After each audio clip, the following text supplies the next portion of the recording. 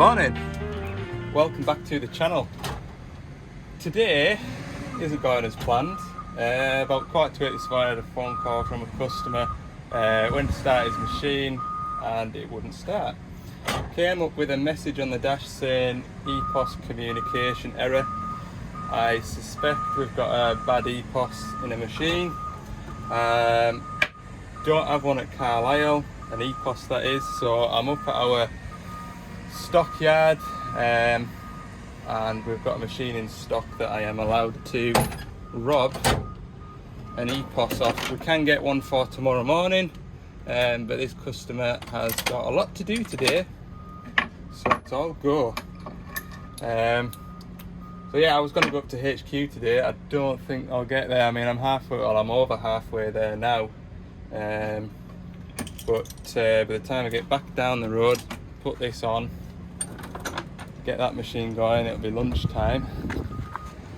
So I'll have to go and find something else local to do. I'll make some phone calls. I'll see if there's anything. I've got a couple of tricks up my sleeve, but we'll just have to see what comes about. So yeah, I'm going to take this EPOS out of here, put it in the van and go and see this 210. I've just got a feeling if I don't go with an EPOS, it'll be the EPOS. Chances are I've come all the way up here to take this EPOS out and it won't be the EPOS, but better to be safe than sorry, isn't it? So yeah, we'll crack on. So what is an EPOS? That's an EPOS there. The EPOS communicates between the gauge panel and the ECU. So this is like the central hub. EPOS has different jobs depending on what model of machine. On a 225 with the VBO hydraulics, the EPOS has a lot more to do with the machine's performance and hydraulic control. This EPOS still controls certain functions on the pump, and yeah, it's very, very important. Now the machine would not start this morning that I'm going to, and it was in the way. So you've got an emergency start mode here which you'll flick, and that basically cuts out the EPOS and it allows the machine to start and run. It doesn't allow the machine to do a day's work, but it allows it to get sort of out of the way of anything. So that's what my customer's done. I'll just make sure I've got the right 13 for that, and I bet that's 14. Yeah, 14. So I'm going to take that out, just a 2-minute job, and get way back down the road. It's all go. It is. Nice day though. Another nice day. So yeah, I can get one of these tomorrow, so it'll work out all right, because what I'll do is I'll come up to HQ tomorrow and I'll call in here with the EPOS, put it back on this machine, and that way if this machine gets sold, it's ready to go through the workshop and go into PDI. Right, I'll get this off. Alright, let's have a look at this dig. What's it gonna tell us? It's slow to warm up.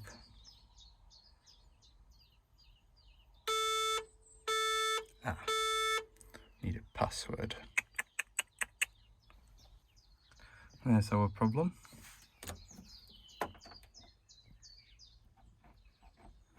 Won't start. Right, we'll go in the back of there.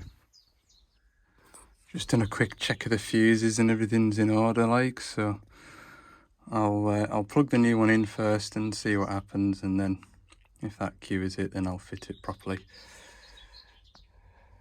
There we go, well worth the trip.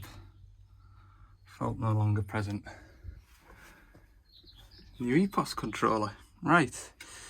14, 17, 4 13s. Easy job. I will just plug on with the laptop now.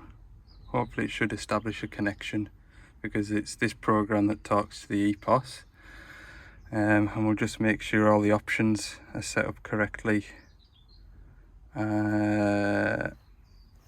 through the machine, because it might think that it hasn't got rotate lines and two-way lines and stuff like that, so just check everything out. There we go, back up and running. Happy days. There's the problem, and here's another problem. Well, it's a good job I didn't go all the way through to HQ today, because I've got, oh dear, I'm another machine down now, and it's also reasonably local, just half an hour out of Carlisle, so the other side of town to where I'm at now, like, but head through to there for low rail pressure faults. I reckon it'll just be the water and fuel filter head is what I think. So we'll shoot over to that and go and get that one going. That's just, that was that phone call there. It's all working in nicely, it is. Right, onwards.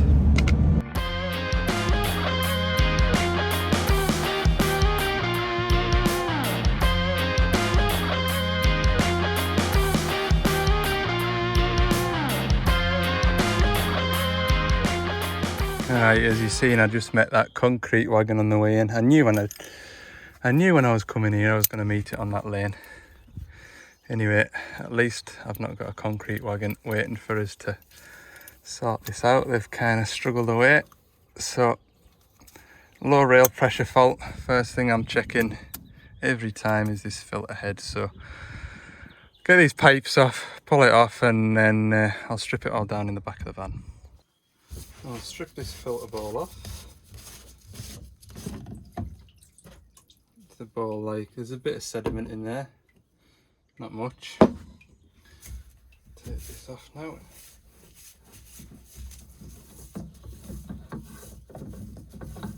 I'm hoping that this is blocked. First impressions, doesn't actually look too bad. Move that filter out of the way.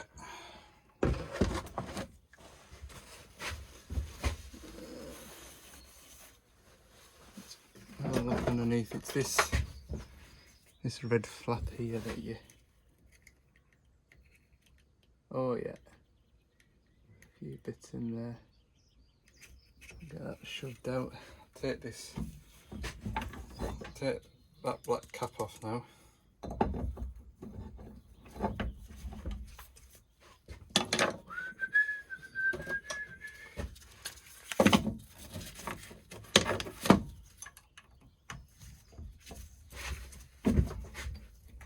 Pull that off.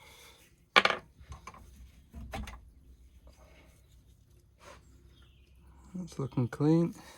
There's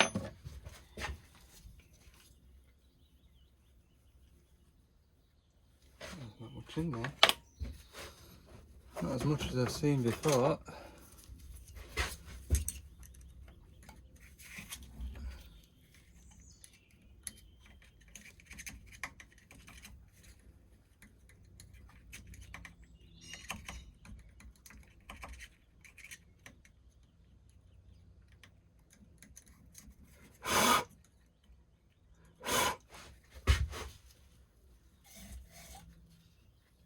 If anything in there, to be fair.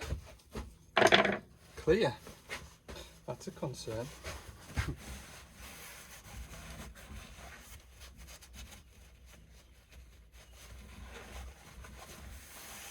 Okay, we'll put a new filter on it and check some other bits. Yeah. So we're just gonna make sure we've got plenty of fuel. We'll have a bit of air in the system because we've just replaced that filter. We'll just give it a chance.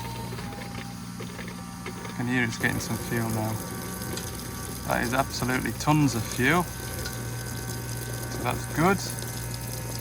Whoa! So this machine wouldn't start likely. I'm just going to let him prime it up. Go on, fire it up! Running there. Whoa! Put my laptop on it there and we'll check the rail pressure. I know it's bad to see my laptop battery needs charging, but what I'll do is I'll fire it up and just check out fuel pressures and everything. It has logged a code just once though for low rail pressure.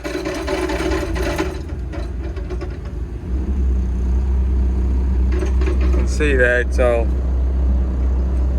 looking good. We'll rev it up and stall the hydraulics out now.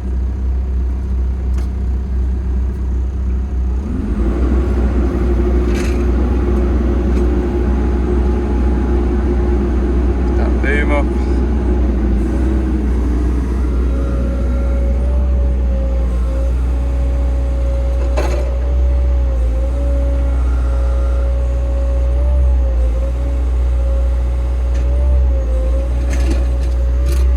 Coping with that okay. Could be that there's some muck in the tank that's just sat across the suction pipe in the wrong bit. Normally you'd see a build-up of some stuff in that filter head.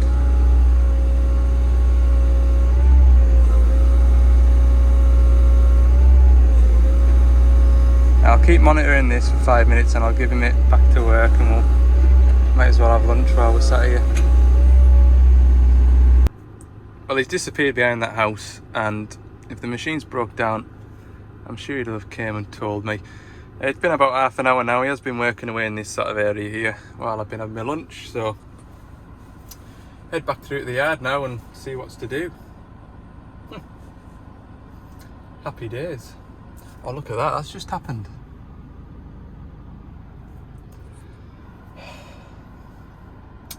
Right, onwards. Wednesday morning, time is 9:10. I've been sort of sitting about kicking my heels since 8:30. Normally our next day delivery parts from Doosan come, if it's stocked in the UK, the delivery is normally between 8 o'clock and 9 o'clock. 8:15 nearly now.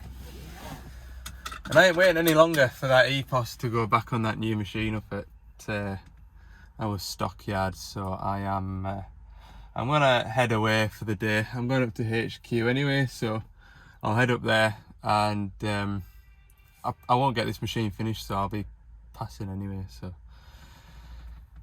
yeah, I'm not one for sitting around doing nothing. It's always the way. If you sit around waiting for parts will be late. If I was to order parts next day and I got them ordered for tomorrow morning and I went straight out to a job, guarantee you those parts are being by 8:05. Yeah, it's just sod's law, isn't it? It is. Anyway, it is what it is. Not urgent. Right, on with the day. Well, it's an hour and a half since I left Carlisle, and I can't describe to you how much I hate this road to HQ. It is an absolute...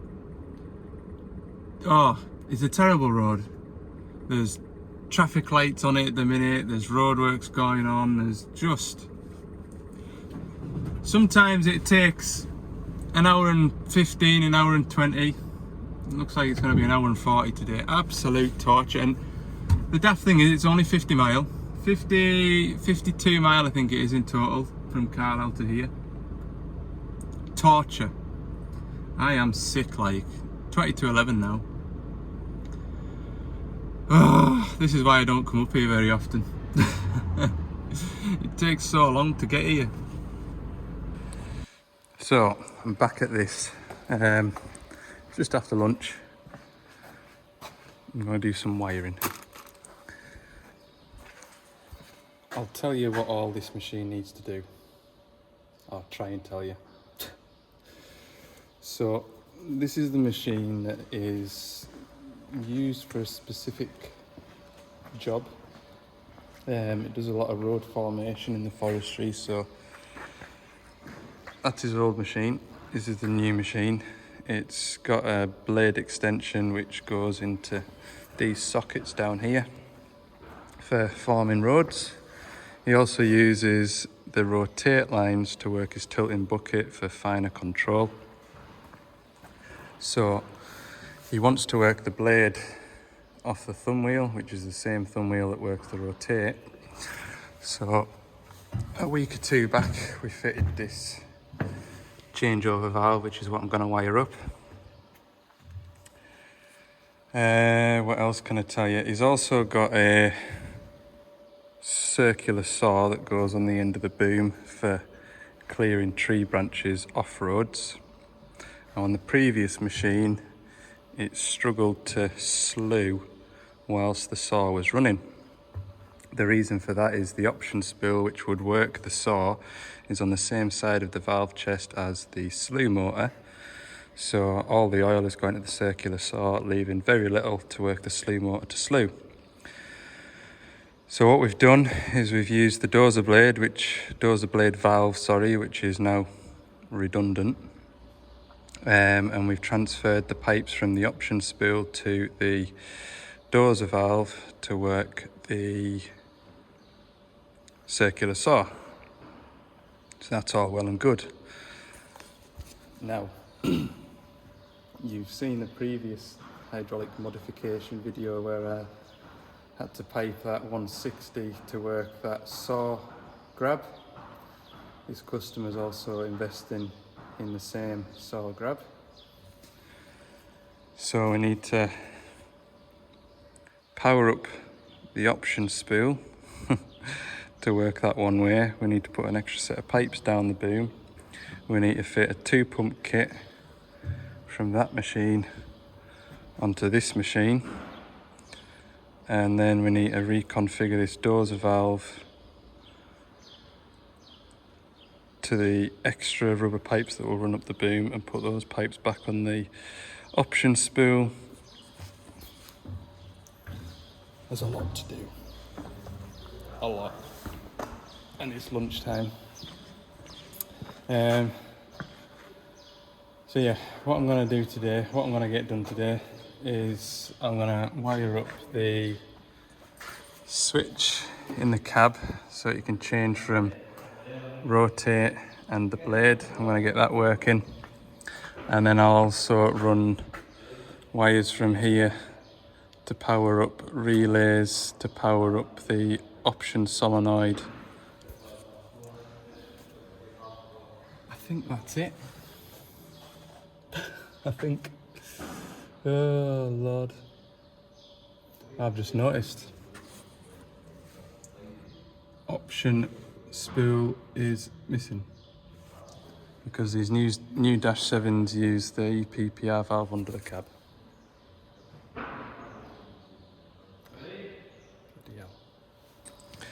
So I don't expect you to follow this. I've just been in the parts there, and I have ordered a spool to go on there and a solenoid coil, and then I'll put a fitting into there which is going to go and work me option spool one way. Like I say, I don't expect you to follow it because I'm struggling to follow it myself. Oh, so yeah, this is the most hydraulically modified machine that I have ever been involved with. I was trying to explain to my boss there just before lunch what all I need to do, and he says you're going to have to stop and write it down. I think I need to write it down for my own benefit. Anyway, I'll just get done today what I can get done with the parts that I've got, and conquer the rest of it at a later date. So first job I'm going to do is mount this fuse holder on the back of this plate. This plate goes on the back of the cab, so I'm going to have a main power in from the battery on an ignition live, and then I'll be putting a spur off to go to my rocker switch in the cab, which is going to be to change over between rotate and blade. Second output is going to be eventually for my spare button, which I'm going to press to work the saw, which will power up the option spool, as well as it'll go to my button in the cab. Basically these two here, one's going to be the relay for the changeover valve for the blade and blade and rotate, and then the other live is going to be for the relay for the breaker solenoid. So what I'll do is these two here will be rotate and blade, these two here will be breaker. Okay, so I'll just drill a couple of holes, mount that, and then start running some wires. Like I say, it will all make sense once it's working. You'll be able to see it working. I think even with the last job that I did, folk kind of couldn't fully understand exactly what it was that I was trying to do until it was visible to see what I was doing, you know, the finished product, so to speak. Right, get a drill bit. Perfect.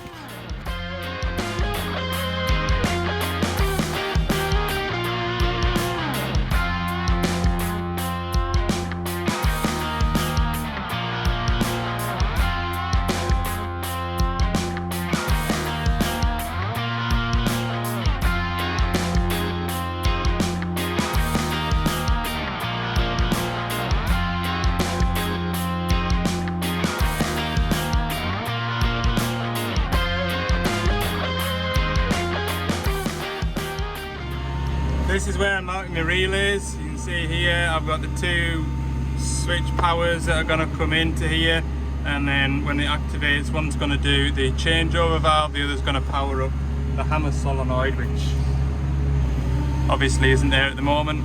Now what I'm going to do is run two lots of wires up into the cab.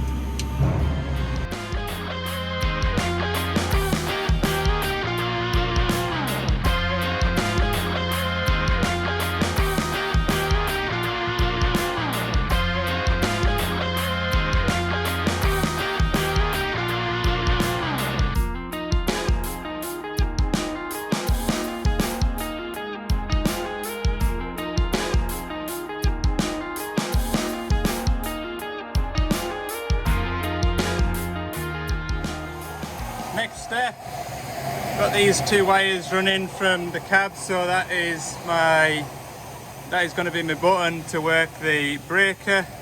This one here is going to be my switch to change from rotate and dozer blade. So they're in now, still got a bit of tidying up to do. Next I'll run a couple of earths down to there. I'll run the earths onto that point there, and then all I need to do now is put live output over to the solenoid for the changeover, which is just around that corner.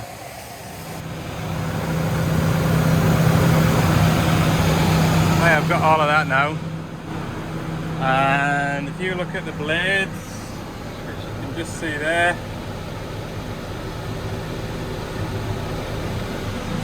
that is working there. There's the changeover valve there. I'm going to get a different switch for this so it looks like an actual dozer blade, but flick that, do that, and that's now working the rotate lines. Beautiful. Right, I said to myself I would be packed up and away by 4. It's now 10 to 5, so I'm going to chuck all my stuff in the van. Yeah, right, I better point my van in the direction of home, and the journey is anything like this morning, and I'll be doing well to be back for 6:45. Oh, I was just enjoying myself that much. I only had a plug left to wire up and some cable ties to snip, and I glanced at my phone, it was 20 to 5.